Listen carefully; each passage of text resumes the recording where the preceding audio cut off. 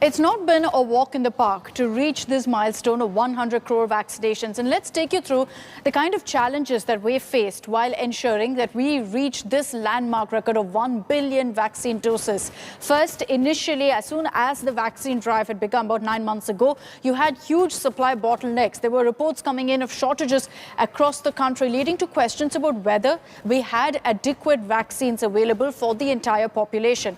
That was subsequently fixed. Now it's very, very smooth. Second was the issue of vaccine hesitancy, particularly in rural areas. There were a lot of rumors doing the rounds, and this was a huge challenge for the government to tackle. After a series of awareness drives, this too has been overcome. Then you had issues of storage challenges, of logistics, about the fact that we don't have the infrastructure to ensure storage of these vaccines in the most rural, backward parts of the country. That too was something immediately taken care of, courtesy our healthcare workers who overcome all sorts of challenges. There was also the fact that the second wave seriously crippled us, and a paralysis from the second wave and the entire vaccination drive took us back a few steps. But then we ensured that we got back to the pace that we needed. There was also a lot of rumors, a lot of politics, unfortunately, over the vaccine drive, all of which we overcame and ensured that the message went out that vaccines are a must to fight COVID. So India is all set to soon touch the 1 billion vaccine mark when it comes to, of course, inoculating those above 18 years. Where does India stand, of course, on vaccination for children as well?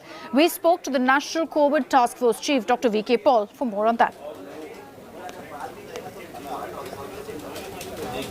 What about vaccines for children? We've seen the approval for Zycov-D come in the month of September.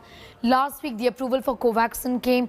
But by and large, there is a school of thought in India and outside India that healthy children right now, and looking at the Indian situation, that we probably need to just hold our horses in giving out the vaccines to children who are healthy, given that the data given to the DCGI is interim data.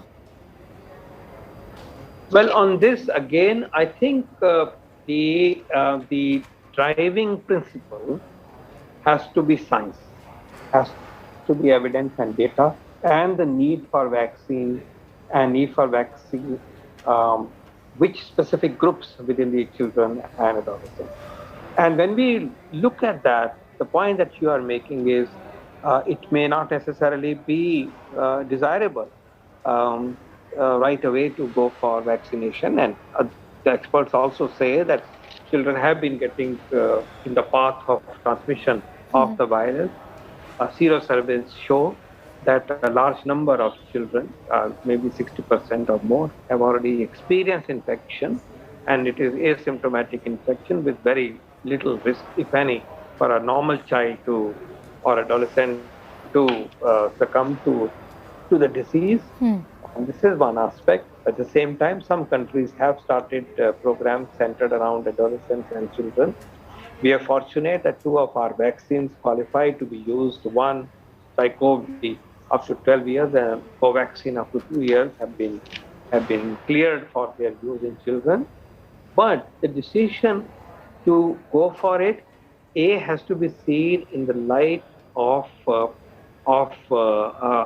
scientific necessity, B, in the light of the fact that our current priority remains protecting the adults, and when we protect the adults with vaccination, we are also protecting children, because children are surrounded by adults, and adults remain a priority because they get the disease and they also have more predilection for serious disease and mortality. So covering the adult population is our clear priority as of now. The science of need for childhood vaccine is being watched and being examined and being reviewed on a regular basis, particularly by a National Technical Advisory Group on immunization, the NTAGI, who are tasked with this work even at the present moment when I speak. So just about 3 lakh doses to go for us to script history of marking 100 crore vaccine doses being administered in the country.